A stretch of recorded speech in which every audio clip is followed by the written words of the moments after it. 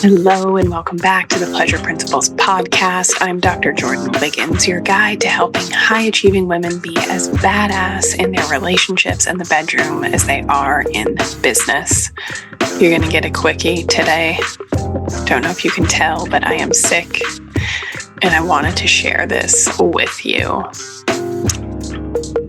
We're going to dive into something that I know is going to ruffle a few feathers and spark some deep self-reflection.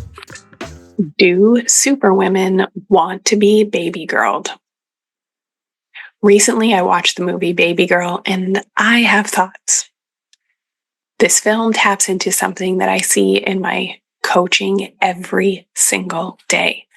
High-achieving women, exhausted from overfunctioning, secretly craving to be taken care of, held, cared for. They have this tension between I can do it all myself, and I just want someone to take the load off. But first, what does it mean to be baby girled? In essence, baby girling, and for our purposes, because this podcast is for high achieving women. So baby girling for high achieving women is when a woman is cherished, adored, and deeply cared for. Being in your feminine energy, receiving love, support, attention without you having to earn it through overworking or overfunctioning. And yet, so many of us high achieving women, the idea of this feels deeply uncomfortable. Why? Because we've been conditioned to believe that our value comes from what we do, not simply from who we are or our ability to receive. So I want you to think about a vending machine. High-achieving women have been taught that in order to get love, to get pleasure out of a vending machine, they have to be putting effort in. They have to give something up in order to get pleasure, connection, attention in return. Being a baby girl isn't about submission or dependence. It's about being revered.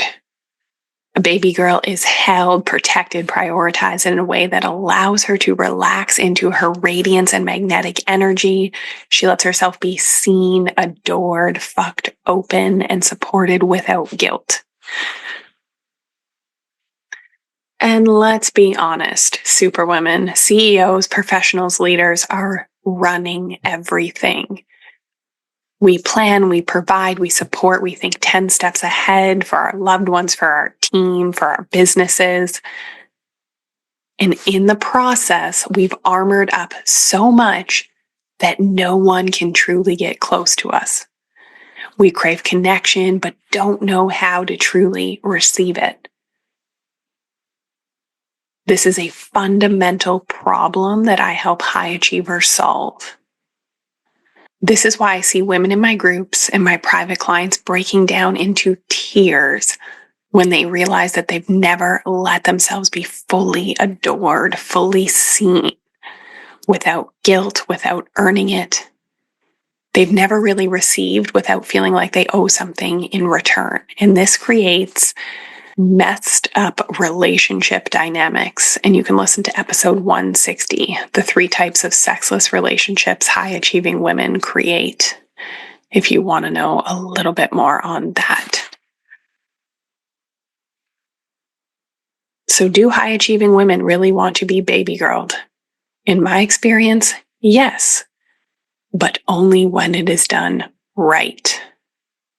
We can only surrender when we feel safe. That means safety in ourselves and safety in the container with the partner that we are surrendering to. So the movie Baby Girl gets some things right, some things wrong, so I wanted to talk about it. Nicole Kidman is a typical high achiever. On the outside, she has the ideal life. The career, the apartment, the vacation home, the 2 kids, and the husband who still wants to have sex with her. He seems to truly love her and be proud of all her accomplishments. But the movie opens and it's not so perfect beneath the surface. She can't orgasm with her husband. She meets a much younger intern and starts an affair. I should say spoiler alert. Don't listen to this. Maybe I don't give too much away, but you might want to watch the movie first. Nicole Kidman meets a much younger intern and starts an affair. And this happens daily in a reversed situation where men in power have relationships with younger women. And somehow this is triggering for a lot of people that Nicole Kidman does it. So I want you to just think about that.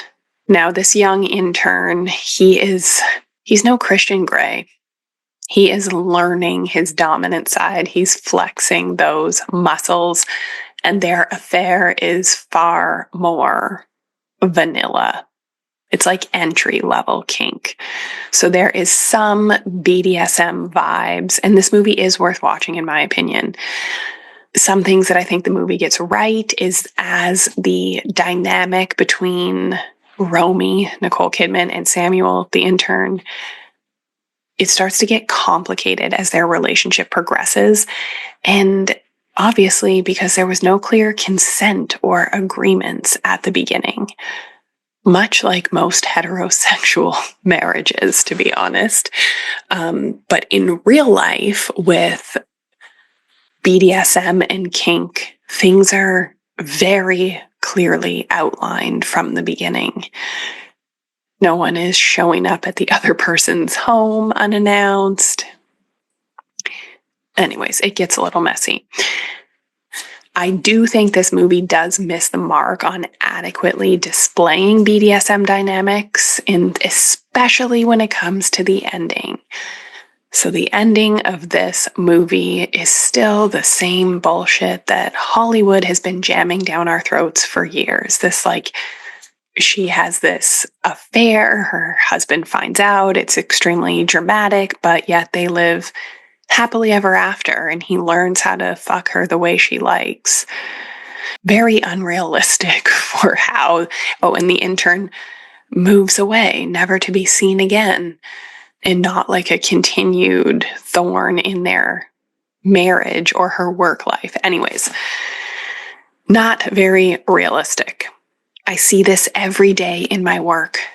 The high-achieving superwoman who has built an entire identity around independence, control, never needing anyone, but deep down, she longs to be soft. She wants to be taken care of.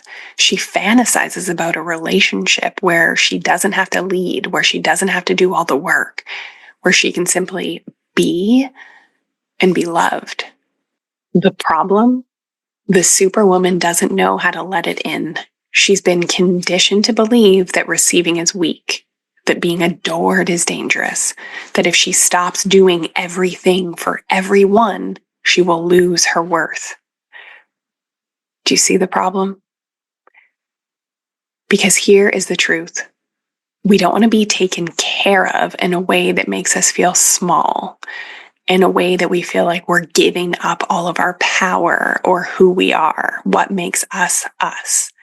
We want to be cherished in a way. We want to be cherished in a way that makes us feel safe enough to be soft. We want a partner who steps up, not because we're weak, but because we deserve to rest sometimes. We want devotion without obligation. We want to receive love without feeling like we have to earn it. We want to step back and have somebody step up without complaining, without throwing tantrums, without wanting a fucking medal for throwing us a crumb after we've asked thousands of times. But this requires a shift in us, a shift from doing to being, a shift from giving to receiving, a shift from controlling to allowing.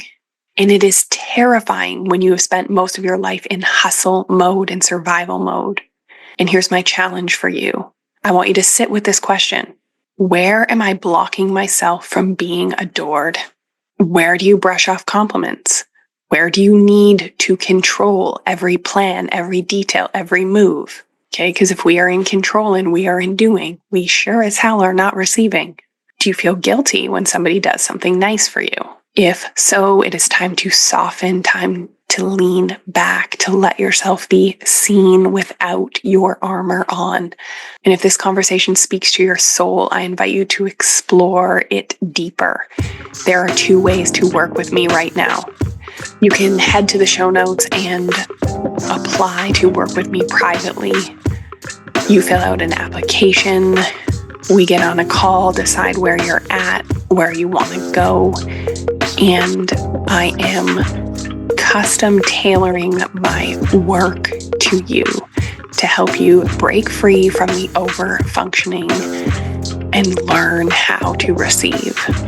The other way that you can work with me is head to the show notes and sign up for my private podcast series, The Pleasure Path. We have a special Valentine's Day offer going on that is available to those who sign up for this private podcast series. It is a new entry-level way to work with me and a great place to jump in if you are ready but not quite ready to commit to private coaching. Links are in the show notes. Spots are limited. If you feel called to do this, trust that feeling. Until next time, high achievers, remember, you deserve to be adored and you deserve to be baby girled.